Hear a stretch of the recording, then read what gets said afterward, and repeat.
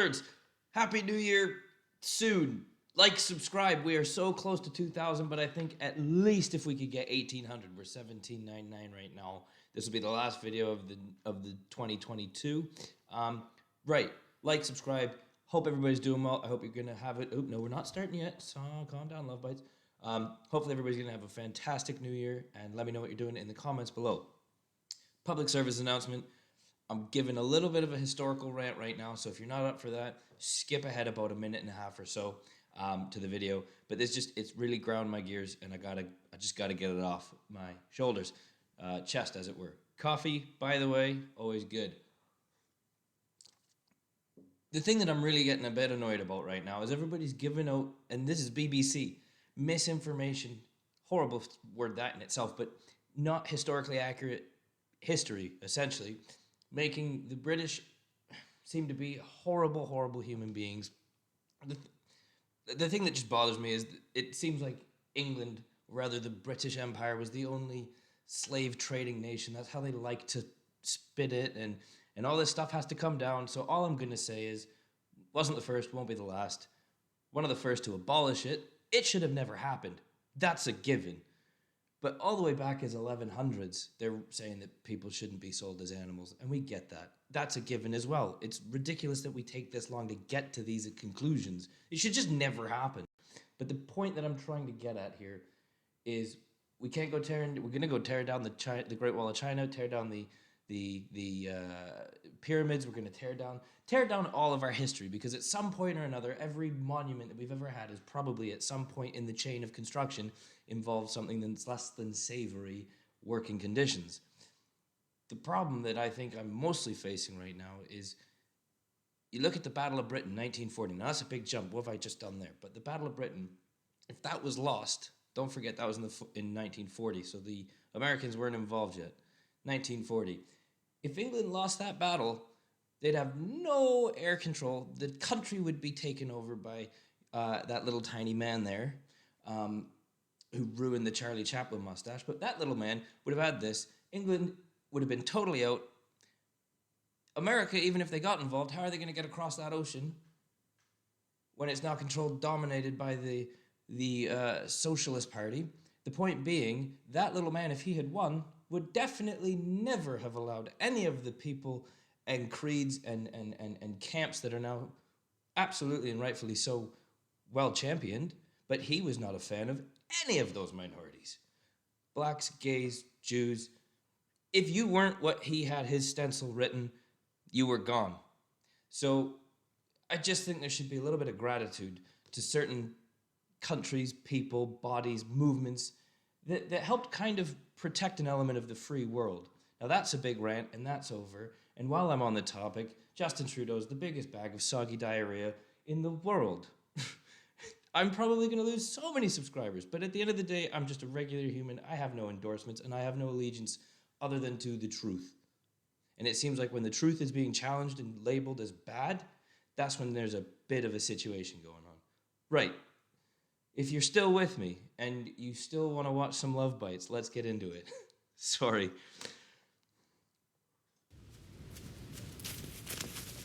Not a good start, a woman running through the forest in panic, unless she's...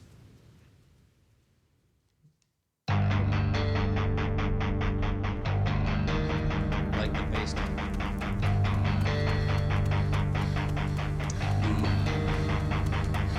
Getting the sound from just crunchy guitars. It's unsettled by this music video. Fabulous drum part.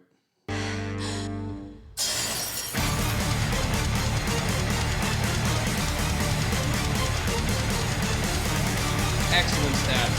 Great. Ooh! God, it's been a spicy minute since we've looked at Lovebites, and that little that little bell accent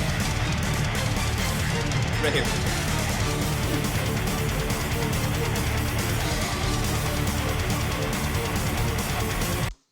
what I'll do is I'm going to hold this up here so that my voice comes over it. I'm going to limit the pauses I can do just so that I can keep the video rolling. I never get monetized on these videos anyway, so it won't matter how many times I pause it. But yeah, if there's anything massive that stands out, I will. But here we go.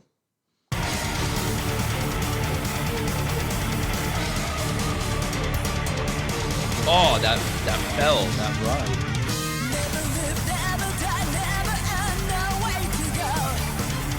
Does she have piercing blue eyes, or are those contacts?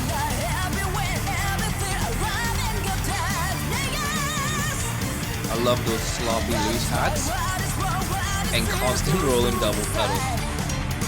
And that Z bell kind of accent, it just totally shifts and breaks things up. Beautiful.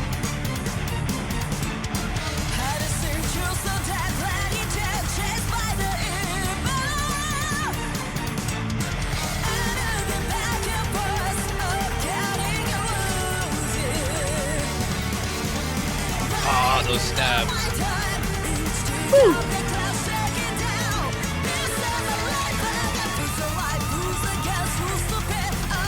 It just chugs along, doesn't it? And again, that little that bit coming in there gets accented on the second half of it by that Z bell. It's beautiful. Probably right here.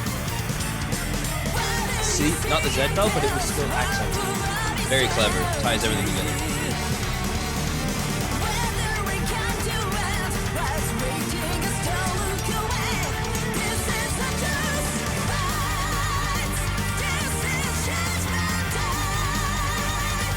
Just beautiful.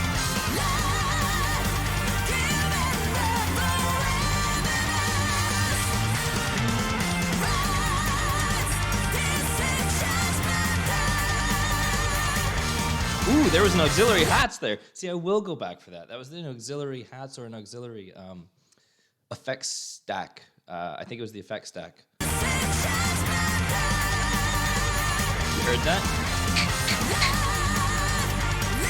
I think it was right in the middle. Okay.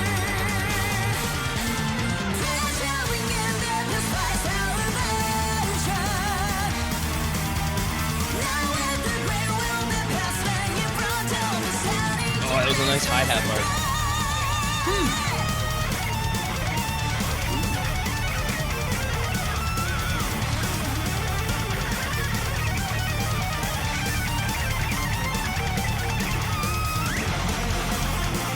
See, now we've gone to a chunky bit of it. Yeah, we're trading eighth.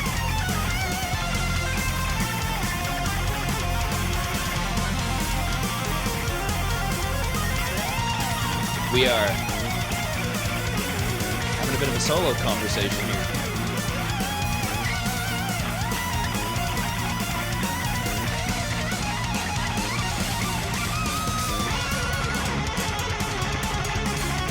I have no idea what the hell's going on right now, but it's...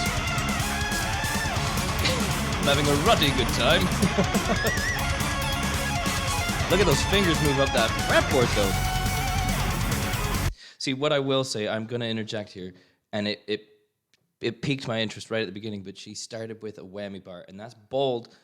Again, I don't know much about guitar. I don't know much about much, but when you're throwing that whammy into use and you're doing it, what that's doing is stretching out the strings. You're pulling on the strings, essentially, right? So to do that right at the front end of your solo, you're taking a bit of a gamble, especially if you're going to trade eights 2 or 3 times.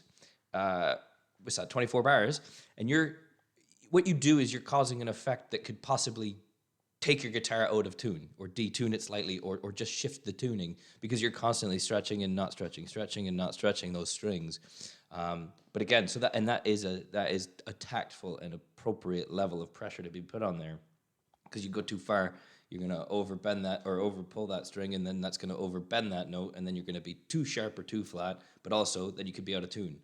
So it's a big risky it's a risky move, but it was brilliantly executed. I'm really hoping there's going to be a drum solo now. If they've done that with the guitars, give us a drum solo. Did you hear those stabs? The ba ba ba ba ba ba ba. Those accents.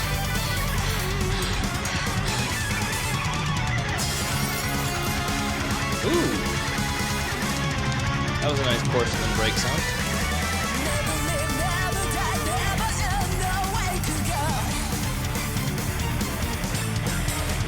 Right.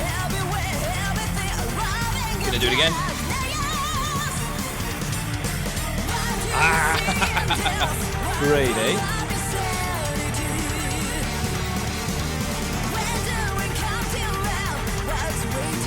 And that crash to the cymbal, or crash to the snare, again, that was something I was a big fan of with the back. Because it just keeps things rolling and you get that backbeat brought through. So it's not just like, You get that filler. 1, a 2, a 3, a 4, a 5, 6, 7, 8, 9, 10. However many you want to do. You got to stay in time. It's brilliant. She's the girl in the forest. I got it.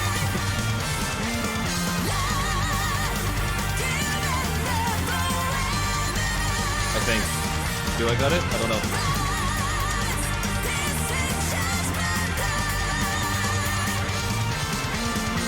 Oh, it's great how everything moves fluidly.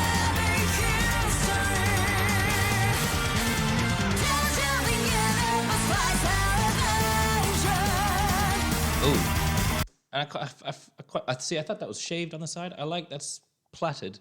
If I got the right word, that's a plaited side bit to a nice mohawk. That's pretty cool. But it's a very Terry Bozzio looking drum set.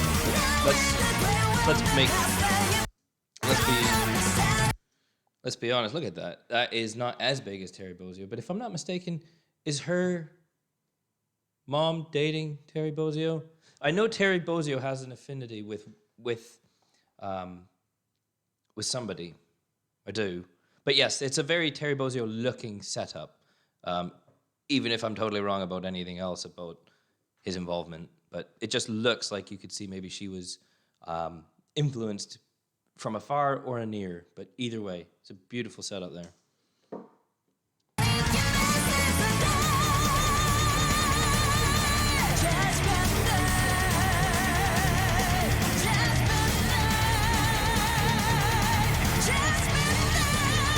I think the song's name is Judgment Day.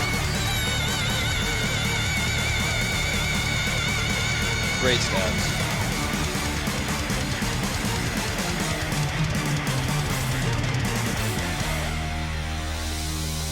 Ah, cymbal swells. Ah, dang. So what I'm thinking is she was running through and then she picked up the sword and then that sword is relevant to the Justice Lady, Lady Justice I think it is, who's blindfolded. She got the sword in the hand, so now maybe she is Lady Justice and Judgment Day. Anyways, again, always a thoroughly enjoyable experience when I get to listen to Lovebites. And I've kept this in 13 minutes, even with my historical rant that's gonna be very unpopular, I assume. But there you go. You got to stand. If you stand for nothing, you'll fall for anything. So, right. That was enjoyable. That was beautiful. I don't know if I added anything to that. I'm sorry if I didn't. I love the sizes of her drums. I know you can exit the video now, but I love the sizes of the drums. I love how they're tuned. I love the cymbal choices because that's a specific thing. You know, you want to pick a 17-inch projection crash, or you want to pick an 18-inch hybrid. Two different sounds. What are we going to be using them for? Right? So it's always different for most songs, but certainly for individual drummers, they pick what they want and how they want to then be heard and identified. So I love the choices is what I'm trying to get at. Beautiful stuff. Genuinely just gorgeous. And that was a great song. I'm really happy to have been suggested that. So, right. That's enough for me. Happy New Year. Do something amazing. I hope this year for you is better than the previous year for you. And if you haven't, make a list of goals. 5, 10, however many, but make a list of goals for your year.